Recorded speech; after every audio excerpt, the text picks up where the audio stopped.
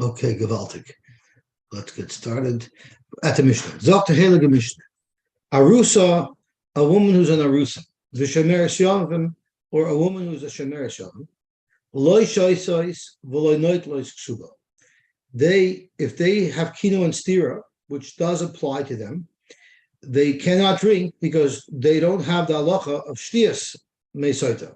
So they're partially included in the parsha of saita because you could do kinoi on them, and if they do stira, they become usher to their husbands, but they don't get the verification of drinking to clarify the suffix. They don't get that. So therefore, they remain usher, and therefore, how do you know that they can't drink the mesaita? Shenemar asher sista isha tachas isha. What type of woman could drink the mesaita? If she's tachas isha, she's within her husband's domain. Frat la rusa, and the rusa is not in her husband's domain yet. The shemer shavim, and the shemer shavim is not in her husband's domain. Frekt Rashi, why does she lose her ksuba? Why should she lose her ksuba? She should have a cheskes kashrus. Zok Rashi, since there was kinoi and stira, and like we said, there's reglaim l'davar to indicate that she was over. So therefore, this whole problem is her fault. She did it. She did it to herself. Therefore, she's not entitled to ksuba. But Rashi asks, what if you hold, not like Rav Hamnuna, rather you hold a shemeres yovim shezinsa, can still marry the oven. So in fact, even if she was mezana, she's not usher to her yovim. So why is it that she's not entitled to ksuba? If her husband could still marry her, she didn't bring isser upon herself. And for Rashi, yes, you're right. She's not usher to him. But which yovim will want to marry a woman who cheats? So you won't force him to marry her, and therefore he doesn't have to marry her, and he doesn't have to give her her ksuba. So that's the first case of the Mishnah. The next case of the Mishnah discusses women who are usher to their husbands, and those women also are not covered by the halacha of soita.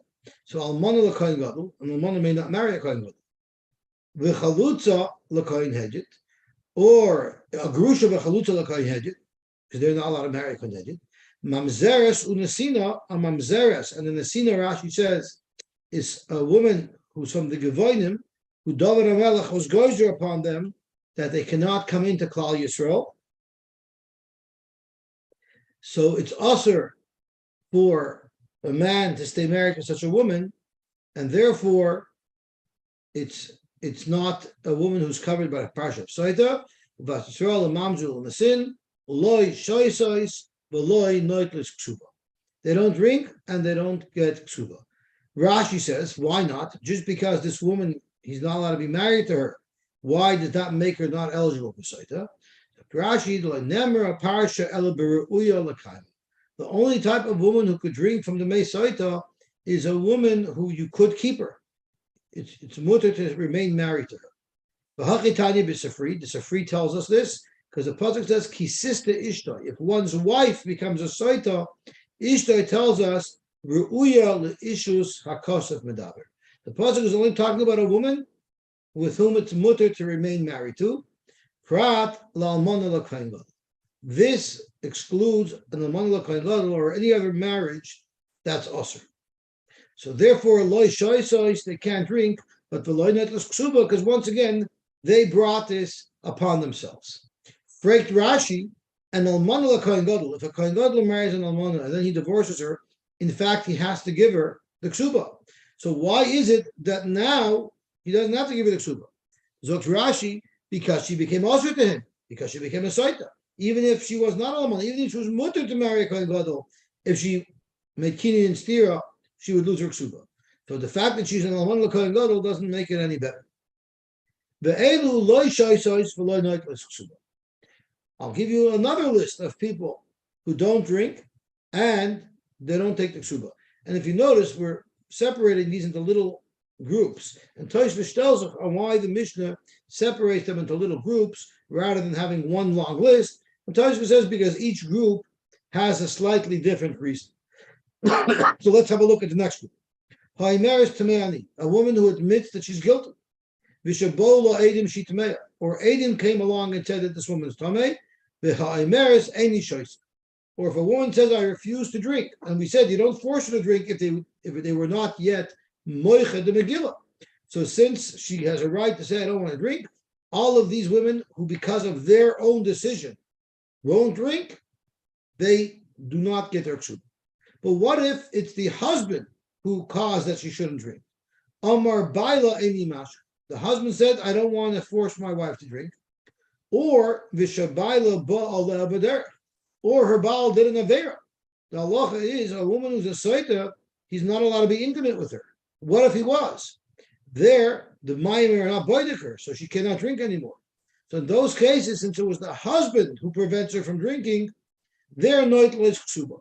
They're entitled to the ksuba, but veloy shoysos, they can't drink, but they are entitled to the ksuba because they're not the ones who are holding back. What happens by a regular Sotah whose husband died? Mesu by lein achaloy shos. They didn't have a chance to drink the mayim hamorim hamarim, and their husband died. So now the whole question becomes irrelevant. So they don't drink anymore. So Beishamay Yomim noitlis ksuba v'loy shoysos. They're entitled to the ksuba from the estate, and they don't drink. Drinking is not relevant.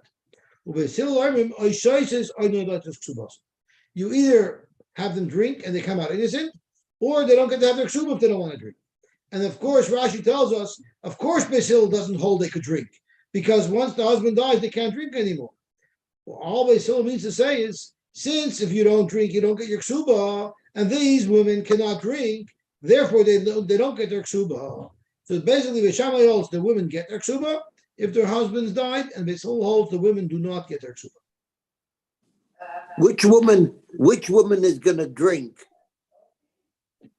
If she knows she's innocent, get the ksuba, if she knows she's innocent, she will drink. What if she's innocent?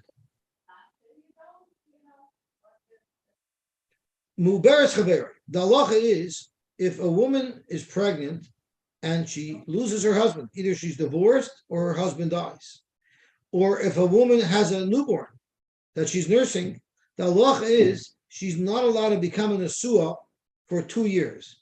And the reason is because if she becomes an asua within 2 years, she might become pregnant from her next husband, and it's going to mess up her nursing, which means her baby will not have sustenance. Or if she's pregnant, if there's another pregnancy that happens concurrent with her first pregnancy, it could ruin the first fetus. So therefore, we don't let a woman marry, or at least have nisuin, for 2 years if they have a newborn baby, or if they're pregnant. So the halacha is, actually they don't let them get married, they don't let them make nisuin until the baby is going to be 2 years old, where the baby doesn't need to nurse anymore. So therefore, if someone wrongfully married muberes chaveroi or menekas chaveroi, that's also a marriage that shouldn't be in place. So therefore, it has the same halacha as all the other prohibited marriages. We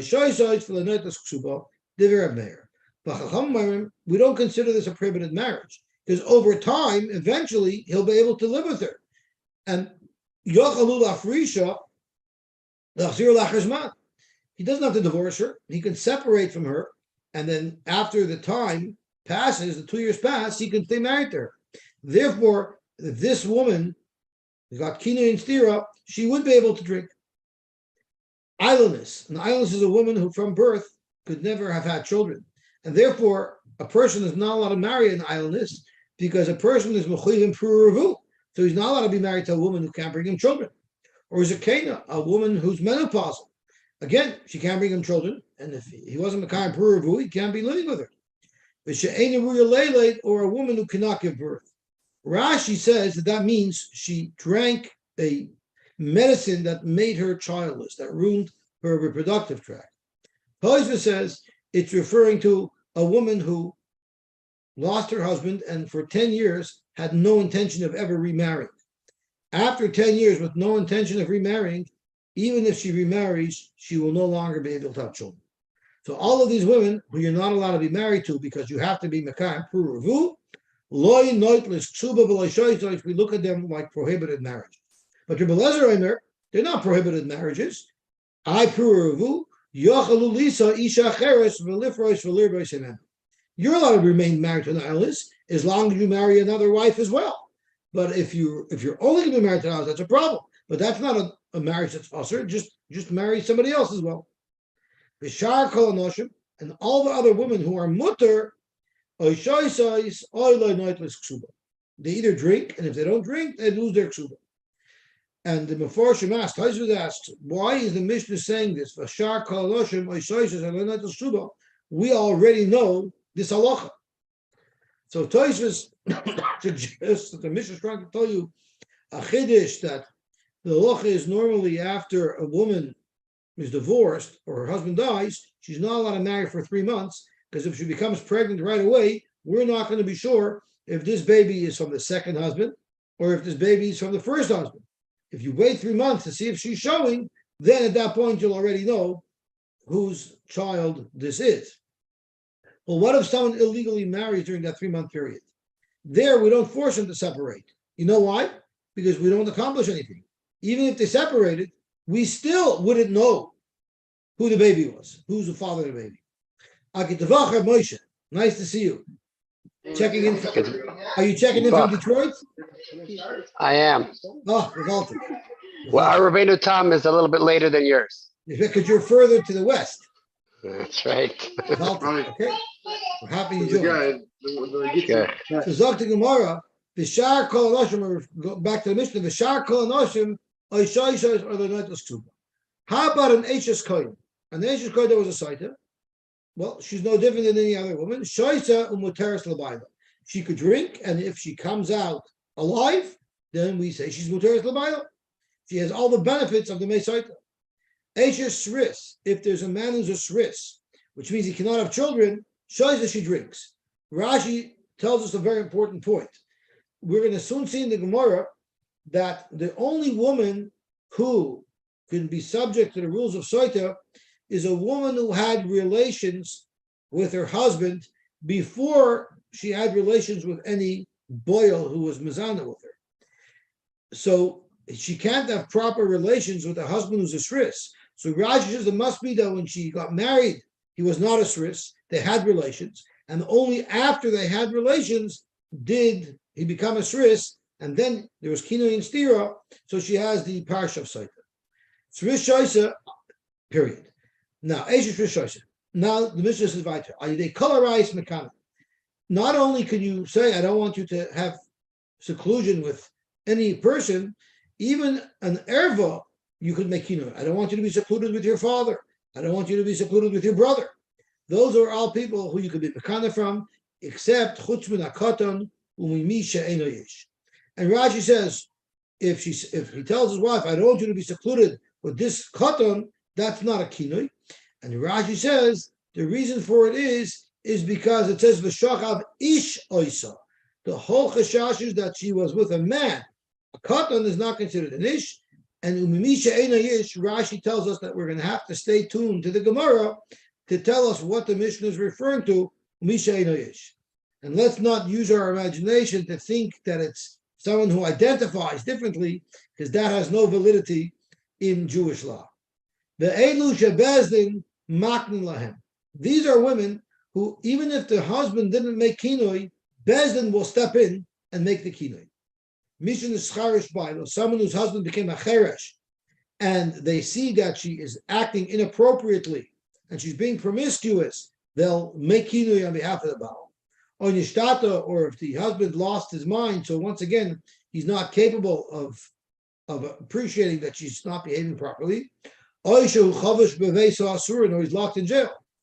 Now that we say Bezdin makes kinui, of course this doesn't qualify as a kinui, so that if she makes stira, we'll make her drink from the mayim hamarim. It's elul apoisel miksubas. It's just that if she continues to be promiscuous, she will lose her ksuba, but not that she actually enters the process of saita. Rabbi Yosy Omer, if Bezdin makes kinoi, then in fact, when the husband comes out of jail and she's soiser, yes, you will make her go through the saita process based on the kinoi that Bezdin did on his behalf. Then you will be able to make her drink from the mayim hamor. We started off the Mishnah by saying that an Arusa and a Shemeres Yovim don't drink from the Mesaita. But you could do Kinui and Stira, and that's why they lose their ksuba. So Zok Gemara, Mishti Hu Deloy Shasya. They cannot drink to get the beer of the Mesaita. But Hakinui Maknila, but they are included in the parish of Soita Lagabi Kinui, which means they become also to their Baal if they violate his Kinui. Mina Hanamili. How do you know that they're included in Kinui? It says in the pasuk Daber al Bnei Yisrael v'amarta aleim. The v'amarta aleim is a ribui.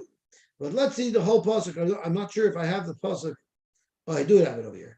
In the Torah, Daber al Bnei Yisrael v'amarta aleim ish ki sister ishtoi u'molavay moal. So the v'amarta aleim is marba that even women like an arusa and the shemeres yavim, they're included in the parish of Kinoi, and therefore they're osir.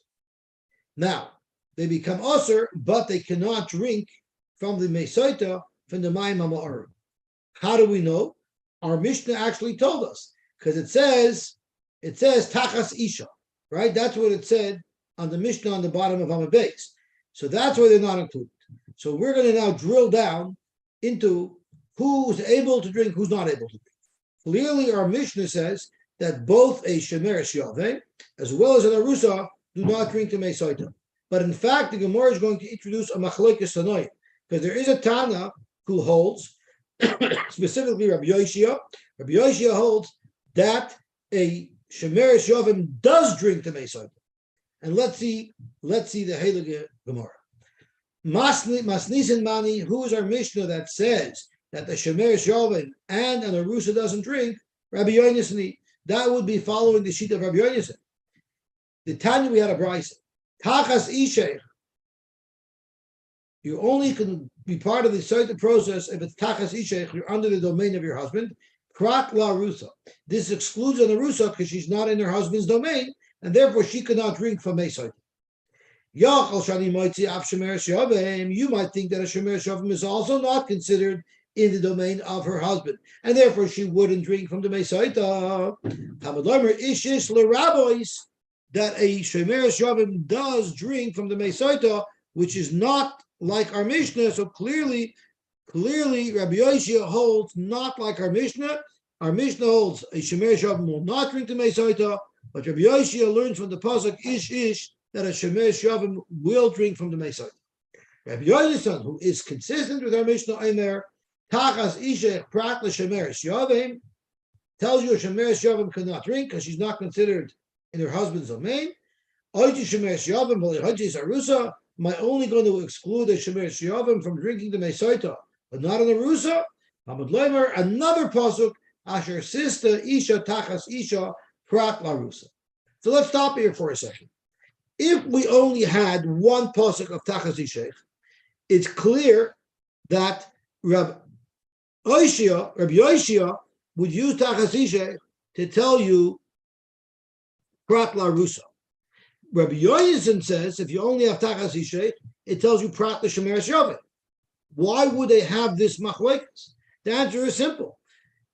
In your opinion, what of these two women, the Shemeres Yavim or the Rusa, who is less Tachas Ishech?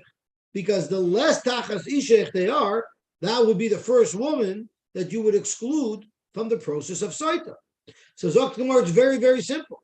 Rabbi Yoshia, who says Tachas Ishech is Prat LaRusa, he must hold that an Arusa is less considered Tachas Ishech than the Shemeres Yavim. A Shemeres Yavim is not so excluded from Tachas Ishech. It is a little bit Tachas Ishech. So therefore, they use Tachas Ishech to exclude the woman that's the least considered in the reshus of her husband, and that will be the Arusa.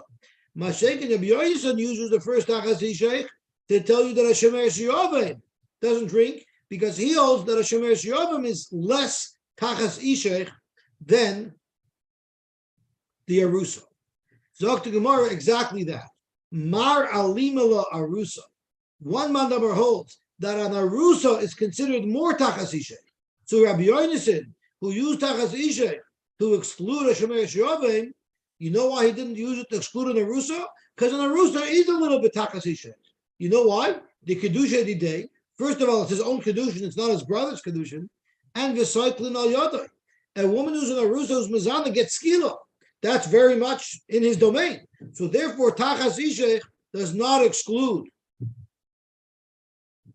Tachas ishech does not exclude an arusa. It only excludes a shemeres yavim. That's why, according to Rabbi Yonasan, we needed to bring a second pasuk of tachas isha to exclude an arusa as well. Umar alimalei shemeres yavim. Yet Rabbi Yosy holds that a shemeres yavim is considered more tachas isha. Why? The loy michsera mesir lechuppah. A yavama doesn't need mesir lechuppah, so she's more considered tachas isha, and therefore Rabbi Yosy used tachas isha to exclude on a rusa, but a shemeres yavim is not excluded. He's actually marbeit from ish. Beautiful. So let's just see how the chips fall. The first tachas isha, Rabbi Yosy applies it to a arusa, and Rabbi Yonasan applies it to a shemeres yavim. Then the question is, if you apply like Rabbi Yosy, if you apply the tachas isha to an arusa, what is the halacha with a shemeres yavim? He holds no, she's included in the parsha of Sotah. You marba her from an ish. On the other hand, Rabbi Yonasan, who excluded a shemeres yavim from tachas isha, he also holds that an arusa also is excluded because of the second pasuk of tachas isha. So again, if we want to do an inventory, the first tachas isha they both use. One uses it for shemeres yavim, one uses it for the arusa. But the second tachas isha, only Rabbi Yonasan uses it to exclude an arusa. But Rabbi Yosy doesn't use it at all. So we're going to have to find out what Rabbi Yosy uses the pasuk of tachas isha to teach you. On the other side, ish, which Rabbi Yosy used to be marba shemeres yavim, clearly Rabbi Yonasan doesn't learn to be marba shemeres yavim because he also shemeres yavim does not drink. So he needs a limud now. What does he do with ish? And that's what the Gemara is going to probe now. Rabbi Yonasan, hi ish, my ovidlay. What will Rabbi Yonasan do with the pasuk of ish? So the Gemara, he has another limud. The wife of a cheresh, Sotah, and the wife of a Sotah, Shimon, someone who's confused. All of these women do drink from the Mei Sotah if they become a Sotah. And let's turn over the Amid onto Chavdal and Amid Beis.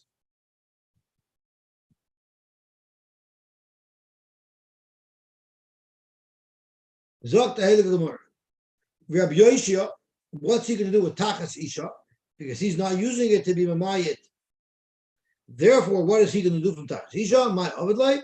Zok the Gemara. Mi boilei lahakish ish leisha veisha leish. There are other conditions that will exclude an ish or an isha from the parsha of Sotah. For instance, a man who's blind does not make his wife drink Mei Sotah. So we learn if a man is blind, so too if an isha is blind, she's not Mei Sotah either. She doesn't drink the Mei Sotah. So in other words, there are different conditions in the man or in the woman that we learn from each other that exclude either party from drinking the Mei Sotah. What's the havamina that there should be part of Mei Sotah? The choshev kemes. A blind person is a mace. A deaf person is a mess. Well, that's a good question, but a blind person is still not allowed to do averis. So a blind woman who's mezana, or if a man is blind and his wife is mezana, she's still usher to him. So it might be choshev kameis, but they're still can do an aver that would create an isser. So it still would need that clarity if there was a suffix, if she was metama under her husband or not. Okay, so let's see what we have here. So let's do an inventory. We had these psukim. Is the pasuk excluding shemeres yavim? Is it not excluding shemeres yavim? Is it excluding an arusa? Is it not excluding an arusa? So that tells us that by default, an arusa would drink from the Mei Sotah, and a shemeres yavim would drink from the Mei Sotah. And it's only because we have a pasuk of tachas isha to exclude them. That's the only reason why we say that they don't drink. Correct Gemara, that's not going to work. You're telling me only because of these psukim, these women are excluded from drinking. If not for these psukim, the default approach would be Havamina Arusa Shasya. I would think that an Arusa drinks the Mesaita. It's impossible. Rabacha Bar Chanina came from the south. Also, he came and he brought with him a Mishnah to teach us an important halacha. What did he teach us? It says, Mi bal isha. The pasuk is the at, he sotis, tachas isha. You strayed under your husband. V'chinit mesh, you became tamei. V'yitein ish shechavtoi. A man put his shivcha into you. Mi bal isha. Besides your husband, someone else put his shivcha into you. That means you first were intimate with your husband, and after that, someone else was mezana with you. If that's the case, that means mishakad mashchivas ba'al boil. The whole parsha of Sotah only applies if the husband has been intimate with the wife at least once before this happened. But if the Baal never was intimate with his wife, the whole parsha of Sotah will not apply. An Arusa, by definition, didn't have intimate relationship with her husband. So how could you have a Havamina that an Arusa is covered in the parsha of Sotah? She never had Shchivas Habal. Omar Rabbi Bar Chama, are you so sure that an Arusa could never have Shchivas Habal? Sometimes things don't go right. Mishkachas la kigoyin shabal la oris beveis aviyah. It happens that the oris will be mezana with his Arusa beveis aviyah. And that's the case. The shaila is if he was mezana with his Arusa beveis aviyah, and then he was mekana her for another man, and then she was sicer. That is the discussion here, whether or not she would be included in the parsha of Sotah. And for that we have tachas isha to say she's not included. And the kavasa gabe shemeres yovim, we also have a discussion how about a shemeres yovim. He hadn't lived with his shemeres yovim yet. He didn't make yibim yet. Let's say he also had relations with the Yavama, and that's why we could say that the Shchivas Baal came first. Frank Gemara, that's impossible, because the moment she had Bia with him, she's no longer a Shemeres Yavim. She's his wife. A Shemeres Yavim Karis law. You're calling a man who has Mizana with his Yavama, meaning he had Bia with her, not L'Shem Ibum, but L'Shem's Nus. You're saying that doesn't work and that does not complete the Ibum and make her completely into his wife? That's not true. Ishtoim al Yosy. She's fully his wife. The Amar Rav Kana Lakoil. There's a machlokes Rav and Shmuel. Rashi tells us about. If a man was not making yibum properly, rather he had relations with the shemeres yovim, with this woman, l'shem's nus, would she become fully his wife? Now there's four things that are related that would indicate that she's his wife. A is now if he wants to dismiss her, he can no longer give her chalitza. He has to dismiss her with a get. B is now that he's married to her, he's taken over completely, exclusively the estate of his late brother. 3, if he's a kohen, she can eat truma on his behalf. And 4, she's his wife completely, that if she becomes a soita, he can make a drink. So Rav says, kana lakoil, if someone does znus with his yavama, it's as if he did a proper yibam, and it's completely his wife. So therefore, according to Rav, technically, it's impossible for a shemeres yovim to be a soita, because she could only be a soita if there was bia, and if there was bia, she is no longer a shemeres yovim. Zok Gemara, you're right. It's kishmuel. According to who will there not be any soita for a shemeres yovim?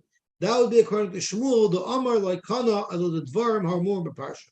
If someone is mezana with his yavama, he only is kind of her legabe the specific items listed in the parsha of Sotah. Meaning that now he gives her a get to dismiss her he can no longer do chalitza, and he no longer needs to do chalitza. And B is that he's taken over his brother's estate. But the Gabi, all other things, Dr. Shmuel, she's not considered married to him until he makes a bia l'shem evil. The Omar lakana el dvar mamur b'parsha. Zok to Gemara. So ihachi lemer Rab the Omar Rabbi Yoshia. Rab will hold like Rabbi Yoshia, who holds that a shemeres yovein, in fact, is included in the parsha of Sotah, and she does drink, because the way we would understand it is that there's really no such thing as a shemeres yovein. It's because even if he had snus with her, it's completely his wife, but we're referring to that as a shemeres yovein, and that woman would be able to drink the mei Sotah. And let the Shmuel, the Amar Rabbi Yonasan, Shmuel holds that she's not fully niknas tamed for bias nus. For Shmuel, this woman who's not completely kanui to her Yavaim would be excluded from the parsha of Sotah. Zok the Gemara, no, these two machlokes are not related. Amalach Rav could say, even though I hold that she's completely married to the Yavam, even with a bias nus, I can agree to both sides. I can agree to the side that she does drink from the Mayim Amorim, and I can agree to the side that she doesn't drink. Another Amr, I feel Rabbi Yonasan, I could even hold like Rabbi Yonasan that she does not drink. Why? Since we do have a pasuk of Tachas Ishech to exclude a Shemeres Yoveim, Mechlal the Ishtem El Yasehi. It's Exeris HaKosov. You're right. It's Ishtem El Yasa. I hold it Ishtem El Yasa. But there's still a pasuk telling us that she would not be able to drink from the Mayim Hamor. So therefore, it works both ways. I can hold like either Shita as a crowd. Even though I hold it's Ishtay L'Chaldover, even with a Bias Nus, I can hold that she is included in the Shtiyas Mayim Hamorim, or I can hold not. Shmuel is the same thing. Now we're going to turn on to Daf Chav Hey Amar Aleph.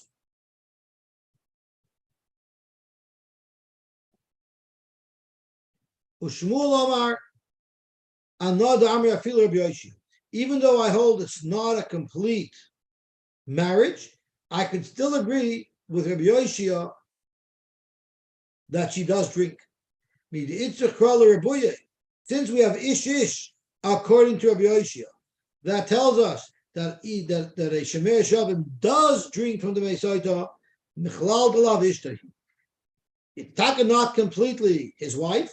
Nevertheless, the Torah is marber that she is subject to drinking the Mei Sotah, Michlal Dalav Ishtay Hiklal. Period. So we will stop here, Be'ez Hashem Yisborach, and we will be Mamshech Hamishim tomorrow. We'll start from Chafim Balaf from Iboilahu, and we're going to learn at 7 a.m. and at 9 a.m. Have a wonderful, wonderful evening and a good tavach. Yeah. And Moshe, have a very safe trip.